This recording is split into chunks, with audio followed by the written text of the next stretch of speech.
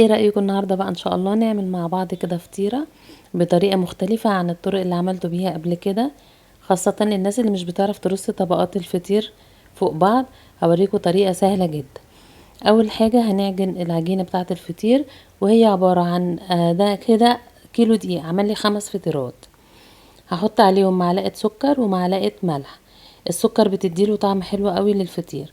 هقلب كل الحاجات الجافة دي مع بعض، وبعد كده اضيف له المية وابتدي ان انا اعجنه كويس قوي لغايه ما العجينه بتاعتي تلم معايا وتبقى عجينه طريه بالشكل ده. تبقى كده، ده كده القوام بتاعها.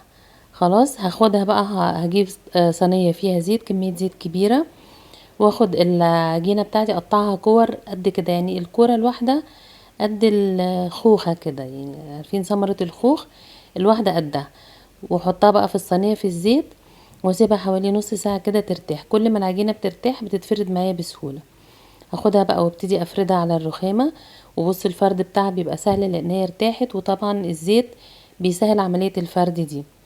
هفردها كده واجيب صينيه اقلبها بالشكل ده كده، واحط عليها اول طبقه من اول كوره فردناها، نحطها ونحط زبده سايحه. ما ننساش طبعا نحط بين كل طبقه وطبقه زبده سايحه او زيت لو انتوا حابين زيت يعني. والطبقه اللي بعدها دي كده تاني طبقة.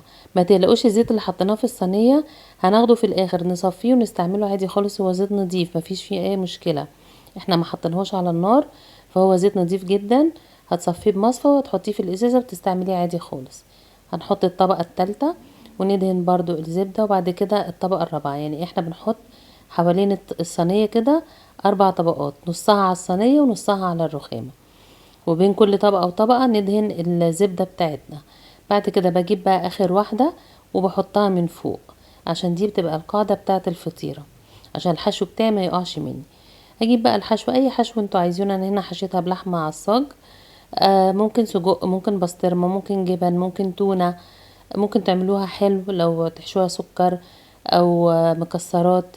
وبعد كده بنحط بقى الجبنة عشان تمسك الحاجات دي كلها مع بعضها وتخليها تلزق في بعض. وابتدي بقى الم الاطراف كده عليها، يعني الم اول طرف كده وادهن برضو زبدة. طبعا معلش هو الفطير لازم يدهن كده، مينفعش ان احنا ما ندهنش والا مش هيطلع معانا مورق. وتاني طبقة المها كده برضو بالشكل ده، والتالتة والرابعة. يعني انا عملت 4 طبقات على الصينية وواحدة في النص، يعني 5 كور. يعني الفطيرة الواحدة بتاخد معايا 5 كور. هقفلها بقى كده وادهنها برضو زبدة واحطها بقى كده. بصوا ده كده شكلها. هشيلها بقى كده بالراحة خالص واحطها في الصاج بتاعي اللي هدخله الفرن. اكون طبعا مش هشغل الفرن قبلها عشان يبقى سخن. احطها بس هسيبها ترتاح الاول نص ساعة كده.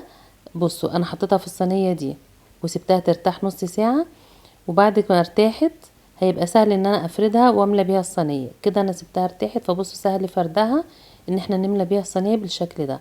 احط عليها شويه الزبده المتبقيين دول وابتدي افردها كلها. زي ما قلت لكم الفرن يكون سخن قوي، وهندخلها الفرن ونسيبها لغايه ما تتحمر معانا وتبقى بالشكل ده، استوت كده واحمرت.